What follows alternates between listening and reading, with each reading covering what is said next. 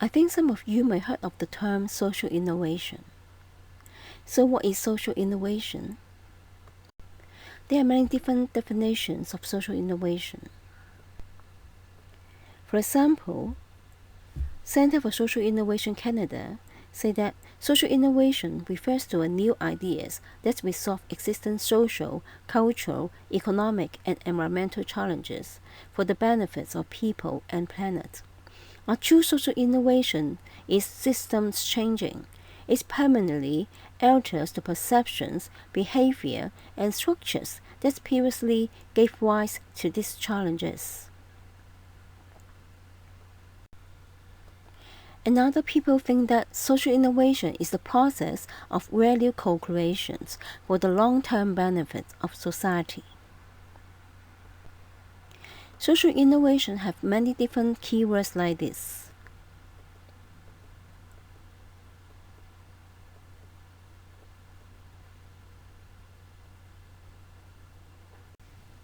So we can define social innovation is a process of using innovative methods to solve social problems.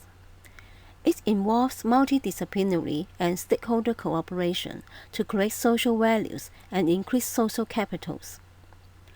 Social innovation is committed to change attitudes, behaviors, environments, systems, and cultures that transform society and the environment to achieve the long-term benefits and social well-being. There are two polarities of social innovation. They can be incremental or radical. That is, they can be gradually changed or a rapid change in a short time. They can be top-down or bottom-up. That is, for example, from the government or the top management of an organization, or bottom-up, that is, from the general public and later affects the policy of the government or organization. So which one is better depends on the circumstances. But many examples show us that bottom-up has a higher successful rate, since it's the people who are actively engaged in it. According to BORN, the UK Network for International Development Organizations, which worked with a group of 16 NGOs, they found that social innovation can be categorized into three main groups, namely product-based, process-based, and socially transformative. Product-based social innovation means it creates social change by offering new products, programs, or services to address unmet needs. It can be achieved by creating more inclusive services, or adopt existing services, or change the focus of your efforts. For example, OpenDesk is an online marketplace that hosts independently designed furniture and connects its customers to local makers around the world. Rather than mass manufacturing and shipping worldwide, they are building a distributed and ethical supply chain through a global network of makers. In this case, it can reduce carbon footprint and provide more jobs in the local economy.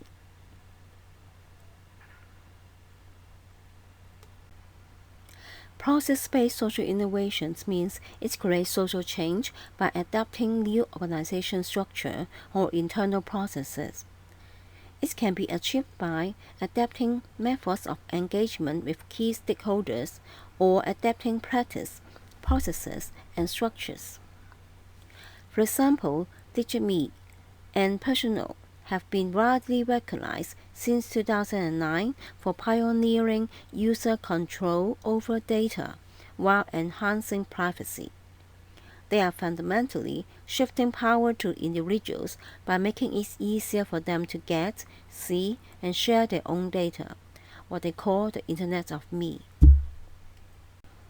Socially transformative social innovation means to create social change by addressing systematic issues such as oppressing social inequality, negative perceptions, or stereotypes. These kinds of social innovation can take place inside service delivery organizations or in society. It can be done by, for example, raising public awareness or influence policy direction. For example, Earth Hour Day.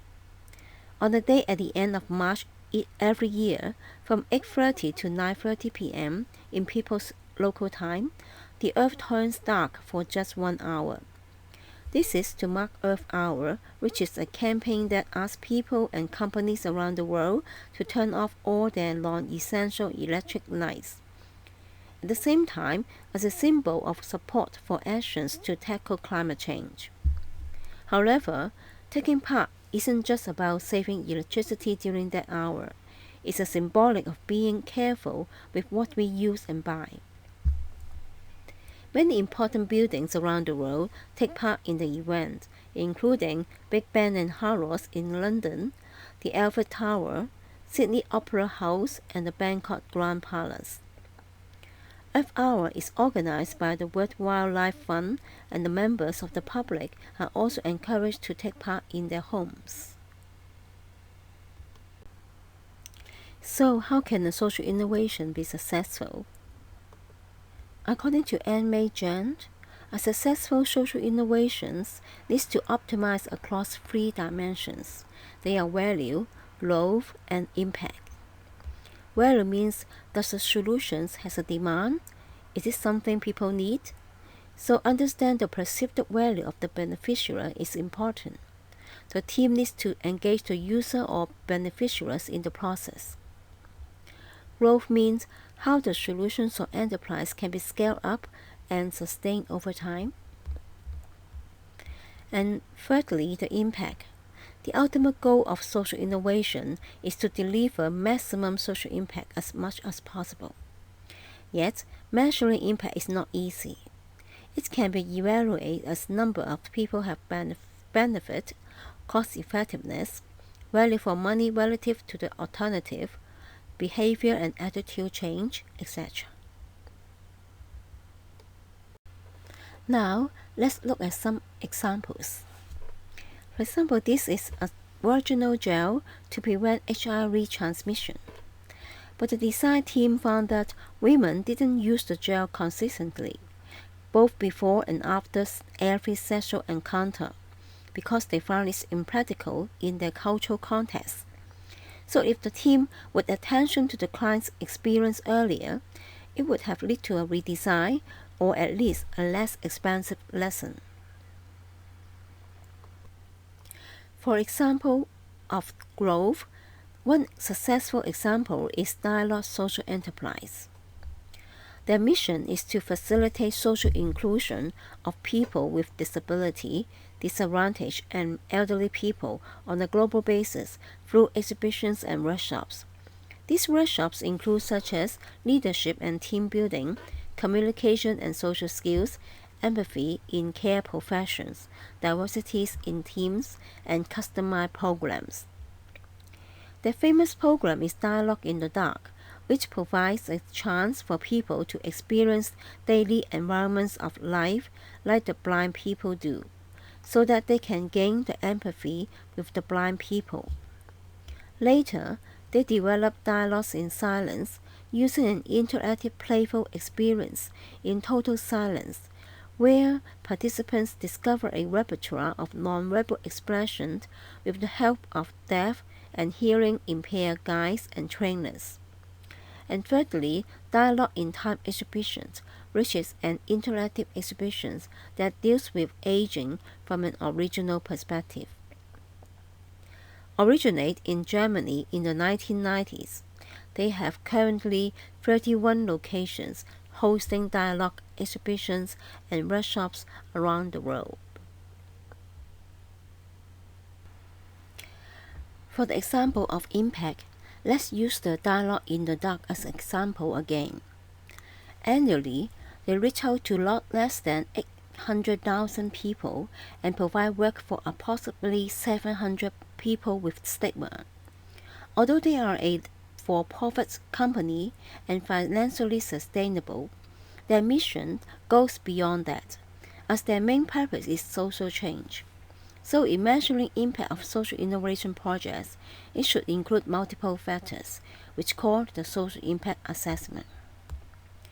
For example, in Hong Kong, the HKCSS has developed a framework of social impact which covers 6 areas, including financially sustainable, recipients' benefits, employment, outplacements, community engagement, and volunteer force. Some tools and methods can also help to develop long-term goals for change. For example, the theory of change. Theory of change is a model of cause and effect that explains the generations of social change. It provides a roadmap to achieve our goal of social transformation. The theory of change comes with different forms and styles, depending on the goals and objectives of the projects or organizations. For example, this is a theory of change from Accountability Lab. Their goal is to achieve more inclusive and accountability societies. So how to develop a theory of change? First of all, you need to know what is the problem you want to change and why the problem is critical. What is the cause and effect of the problem? And how and what do you do to achieve it? That is, what is or are the actions? And finally, how can we measure the social impact or successful of the project? A social innovation project is hopefully sustained in the long term, and some people turn the ideas into a business so that they can gain some income to sustain their social mission. Social enterprise is a business that has a social mission. Their ultimate goal is to achieve corporate wellness and maximize social value. For example, iBakery is a Hong Kong social enterprise, offers homemade bread, cookies, and cakes. The bakery trains and hires people with disabilities, helping them to build self-confidence and learn living skills. So what's the difference between social innovation and social enterprise? While a social entrepreneur is focused on solving a problem through business, a social innovator will be looking to solve the problem through a number of different mediums. For example, the Chef's Collaborative Cookbook is an initiative of a group of chefs in America who think that the current eating habits and food culture is not healthy. So they wanted to use their influential restaurants to educate the public about a better way to nourish ourselves, a way that would be better for the planet, for our health, and for our communities. The cookbook has more than 100 of original recipes provided by hundreds of America's best chefs. It also included information about the principles of sustainability around those main ingredients, provided by farmers, environmentalists, artisans, producers, etc. So why we use service design for social innovation? First of all, product-focused innovation limits potential solutions. And service design creates a greater opportunity to improve people's lives in a more holistic way. A social change and transformation cannot be achieved by one event, but a series of events or activities, and also change existing system. It needs to involve different stakeholders to work together, and social change requires a long-term strategy. And these are exactly what the approach and principles of service design. Now, let's summarize of this and last sessions. Design has evolved from designing the form of artifacts to designing systems and involving in social and political issues. The social problems can provide design and business opportunities. Designers have social responsibilities.